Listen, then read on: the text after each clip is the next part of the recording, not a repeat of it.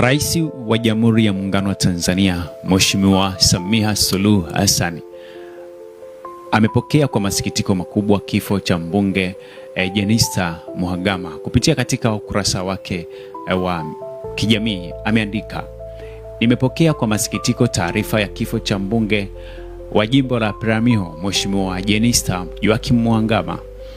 Ninatoa pole kwa Spika wa Bunge la Jamhuri ya Muungano wa Tanzania, Mheshimiwa Musa Hassan Zungu, wananchi wa jimbo la Peramiho, familia, ndugu, jamaa na marafiki.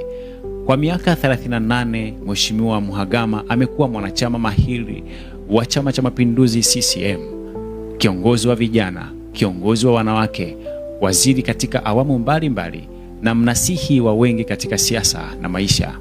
Mwenyezi Mungu ailaze roho yake mahali pema peponi. Amin.